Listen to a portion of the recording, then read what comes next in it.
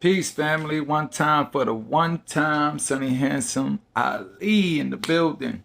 We're going to get some of this Gia, esoteric belief system and all the famous people that, brought it to light.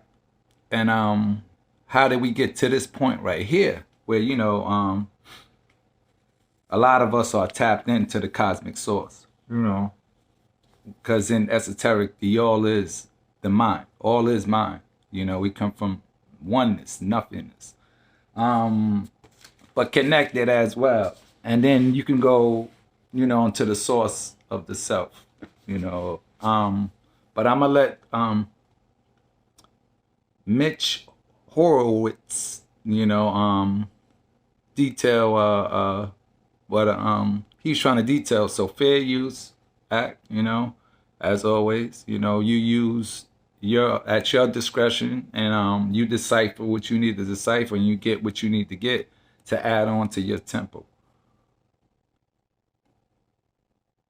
Ground book in human history, and that is The Secret Teachings of All Ages. It is a massive encyclopedia of the occult, esoterica, symbolism. Came out in 1928, and I have a new book out called The Seeker's Guide to the Secret Teachings of All Ages, where I explore some of Manly's themes. But it is a book that you will lose yourself in, and you will find yourself in. People open that book, and they find a path in life. It's just endless in its possibilities. Is it an instructional manual? Basically, it's not really an instructional manual, but it's a catalog. It's a beautifully curated catalog of esoteric and occult traditions from all throughout the ages. And you open this book and you find chapters on tarot, on Pythagorean mathematics, on Atlantis, on Egyptian mystery traditions. And you find yourself in it. You find something you gravitate towards. He had an effect on some well-known people. We're going to go through some of these names, and I want you to explain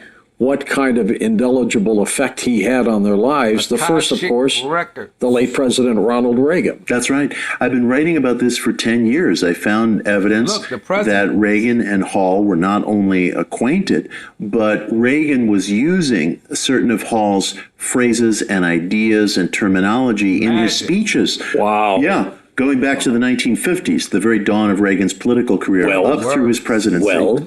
Right, exactly. And I did a text analysis. I've written about this in the Washington Post and a lot of other places. There's no question about it.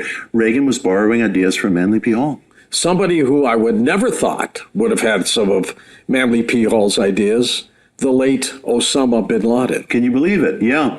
How was that discovered? Military intelligence, after bin Laden was killed, found a copy of The Secret Teachings of All Ages on bin Laden's bookshelf. Wow. And you would ask yourself, what is this book doing there on bin Laden's bookshelf?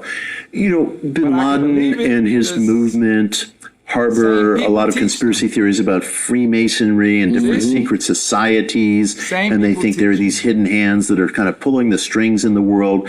And Manly wrote about some of that in The Secret Teachings of All Ages, but not in a negative way, not in the way that Osama bin Laden might have understood it. He saw Freemasonry, for example, as an organization that believed in principles of individual liberty, ecumenism, religious freedom, and did believe, I think correctly, that Masonry played a core role in the founding of our nation, but not in a negative way, not in the way that bin Laden would have interpreted it. Right, exactly.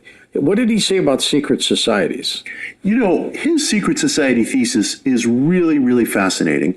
Manly took a basically positive view of secret societies like the Freemasons. Unlike now, where everybody thinks there's something negative going on. Everybody thinks there's something negative, but I would say take a second look. Take a second look. Groups like Freemasonry, the Rosicrucians, the Historic Illuminati, all these groups revolved around the idea that the individual spiritual search was the birthright of all people. They wanted to separate power from the aristocracy. They wanted a separation of church and state. They believed that the individual had a birthright to search according to his or her own lights. Manly believed that these secret societies vouchsafed ancient ideas and eventually helped bring them to light in the founding of the United States. It is a fact that an inordinate number of our founders, including Washington and Ben Franklin, were Freemasons. Absolutely. And this runs throughout our history. Historians, mainstream historians, are only just now coming to recognize this. But Manly was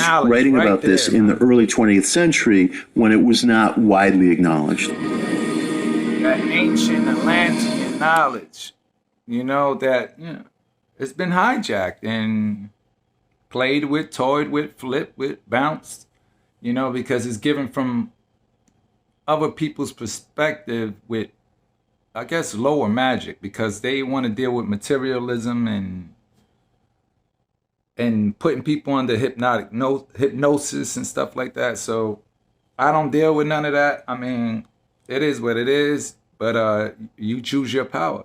You know what I mean? Like I always say, you can be demonic or you can be angelic. I mean, you choose yours. I'm on the angelic side.